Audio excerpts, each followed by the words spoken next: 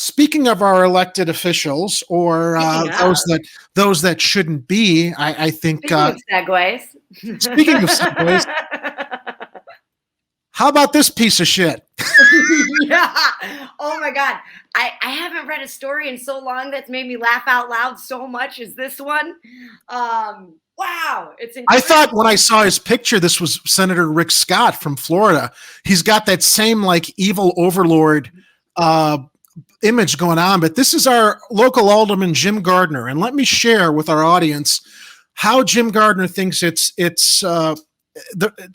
acceptable to legislate, although I as we get into the article, we all know it's unacceptable. So this comes to us by way of Block Club Chicago and Ariel Perella Orelli. Now, there have been some updates to this story, but this story is about 2 days old. So I'm going to start at the beginning. Good. Alderman Jim Gardiner calls constituent and fellow alderman a bitch, rips his critics in leaked text messages. The profanity-laced texts show the alderman ripping people who dared to challenge him, including an alderman and a female chief of staff who he deemed an alderman's bitch. All right, so text messages between Alderman Jim Gardiner of the 45th and a former aide show the Northwest Side leader blasting his critics and political opponents and urging an employee to avoid helping a constituent who voted against him.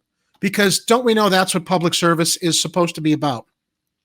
The text messages from 2019, verified by Block Club Chicago, were between the alderman and a person who no longer works for him. Block Club is not naming this person because they no longer work for the city and are not a public official. The leaked texts were first published by the People's Fabric, a community website focused on Northwest Side political news. Block Club reviewed the texts and the phone numbers they came from and confirmed the number matches the alderman. In one text exchange, Gardiner refers to Alderman Scott Waguespack of the 32nd chief of staff as his bitch. The aide said this was after a briefing held by Mayor Lori Lightfoot, and Gardiner sent them to because he could not attend. Now, here are those. How about that, man? Wow. In another text, girl with blonde, dirty hair. He's just like some kind of, he is a street thug. In another text, that's what I was gonna say.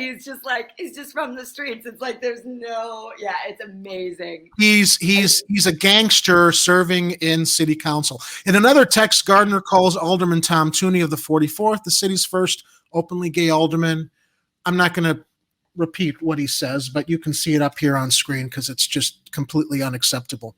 The former staffer said this exchange was in reference to Tooney's appearance at a 2019 zoning meeting, which failed to advance the Point project at Six Corners because then Alderman Margaret Lorino of the 39th said not enough aldermen were present. Tooney said he would not be here yesterday, and here he is. Effing snake, reads another text message about the exchange.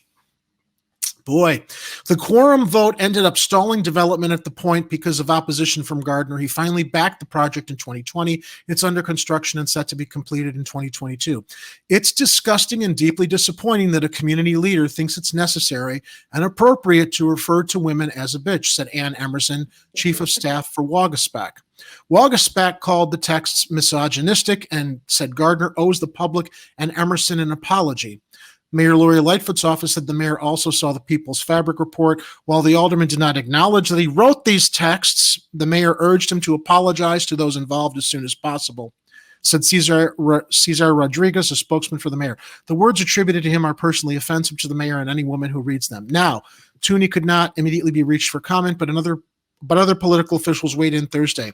There's no place for misogyny and homophobia in our city council or our county party, Representative Kelly Cassidy wrote in a tweet. I'm disgusted by Alderman Committee Person Gardiner's actions and words here. Your constituents deserve better. Your city and your party deserve better. We all deserve better. I mean, this is just kind of like the tip of the iceberg as far as. This is like if I got into office, right? Like this is why what? What it would sound. This is like what it would sound like if I got into office. It's like, screw that, you know. Like, oh, really? we want good people in office.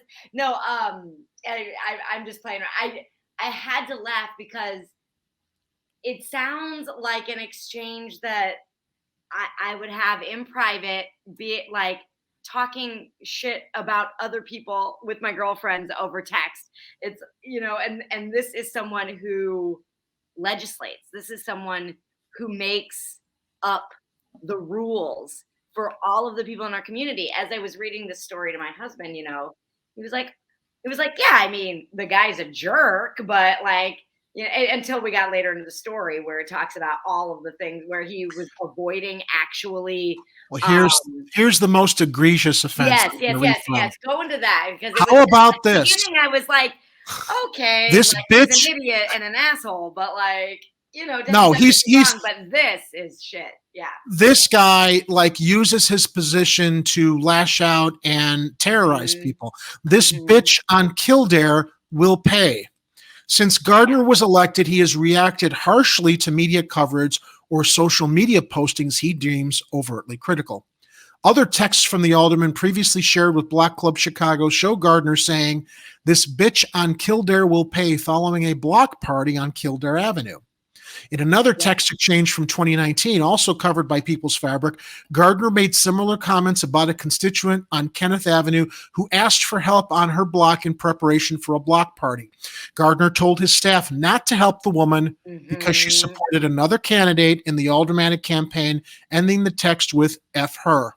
Yep. Most recently, 6 residents of the 45th Ward sued the alderman and the city itself in June for allegedly blocking them or deleting critical comments on his Facebook page. Now, I want to add something to this. I haven't engaged yet so much with Mayor Lightfoot, but Rahm Emanuel's Facebook page blocked me when he was mayor when I was making disparaging comments about him. And I didn't realize. I like to troll these people because it gives me a little bit of satisfaction, but I wasn't aware at that time that there are laws that are supposed to allow us to post on our public officials page. I think there was another alderman whose page I was posting on, and I was blocked from their Facebook page. So these people just with Trump. That was the big deal with Trump and his Twitter and Facebook page, because he was erasing tweets and responses to his tweets, and also blocking people.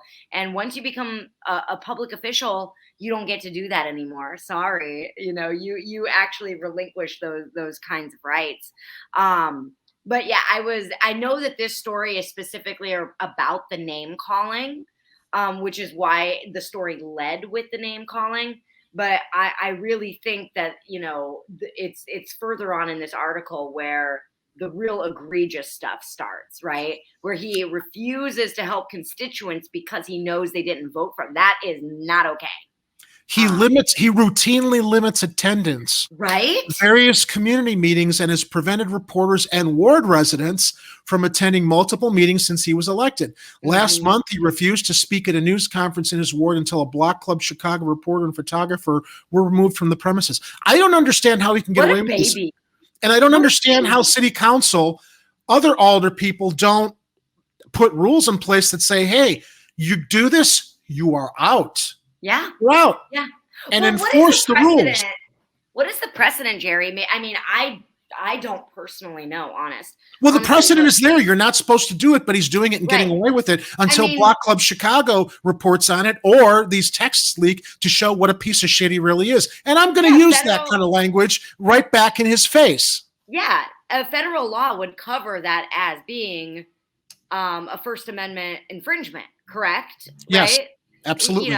He's a municipal legislator, but he still has to follow the rules of our Constitution. And he does not do that when he blocks people from speaking out on his social media pages. So that is a huge issue. The name calling, it is unbecoming. It is it's not nice. It's not workable. It's not helpful. All of that is true. And I think that the bigger issues are these ones where he literally stops the press from being a part of whatever it is he's doing. He avoids certain community groups and members. That is not okay. And then refuses to help people who he did not vote for him. He's got to go. It exposes his utter contempt for his constituents and the public because he uses his position in office as a fiefdom. Fiefdom? That's what he's his position of power serves himself and screw the rest of us. And now at this point, now here's the update to the story. Alderman Jim Gardiner apologizes to fellow alderman he called a bitch in a I'm leaked text sorry. because he got caught. Come on. Do we know this is because he got Nobody caught? believes that apology. Of course not. Well, so Ann Emerson, Waguespack's chief of staff and the subject of one of the offensive texts, said Gardiner reached out to her Friday morning via text and asked her to call him. Instead, she requested an in-person meeting, which has yet to be scheduled. Of course, Gardiner's office declined to comment on the apologies or the text messages. It's never going to happen. It's never going to happen. Well, he issued this. He apologizes, but that's it. It's like literally like third-party apology, and he's not going to address the substance of the text messages or his behavior. Yeah. The words attributed to him are personally offensive to the mayor, and any women who reads them, said Caesar Reach. Oh, I mentioned that quote. But yeah, so that's the update. He apologized, but we know it's simply to do damage control since he was exposed on what leaked and what they reported on through Block Club Chicago. So these people got plus, and we've also got our aldermen that are under investigation. Patrick Thompson Daly, for one. Ed what Burke, is he under investigation for? I know about Burke. Everybody knows about Burke. Tax evasion. Oh, tax really? evasion. Okay. I didn't know. And they can continue to serve while they are under the scrutiny of the feds, obviously committing more stuff. I would assume. They be able to? Come on. Oh, and so one of the things, I just looked at my notes for this story because even though I had fairly limited time to look things up, I just wanted to make sure that I got a little bit of information beyond the article itself and beyond my opinion, just so that everybody who's watching is aware of just who Jim Gardiner is. He believes in the legalization and taxation of recreational marijuana. He's not in favor of an increase in property taxes, municipal taxes, real estate transfer taxes. He's not in favor of the LaSalle Street tax, which I am totally for. Yeah. Gardiner does not believe in stricter gun control laws. He believes educating youth on the dangers of illegal guns will help reduce gun violence. And he said he believes in keeping Chicago a sanctuary city, even though he was one of the 8 aldermen to vote against strengthening the city's welcoming city ordinance. So that is who Gardiner is. He's, like most human beings, a bit of a mixed bag. But I think as far as some of the more important economical conversations in the city, like the real estate transfer taxes and the LaSalle Street tax, I gotta disagree with him on that. I think we need to do some research on who is for the LaSalle Street tax. I think Waguespack was for it. I think I remember, if I'm remembering correctly, he's one. I think that you might be right on that. And then I know that there was a surge of basically socialist aldermen that came in back in 2019 that are all in support of that tax. But I think that's a super important tax. Yeah, absolutely. And it would bring so much money, especially since we can't release the TIF funds, since that's the mayor's personal slush fund to use wherever they see fit, even though it's supposed to be reinvested in the communities that the TIF money comes from. Right. Well, no, but Chicago's broke. Chicago is not broke, and Thomas Tresser has written a book that it's not broke, and everyone who hasn't. God bless Thomas Tresser for that book. I'm telling you, God bless him. He shed a lot of light on what the truth is.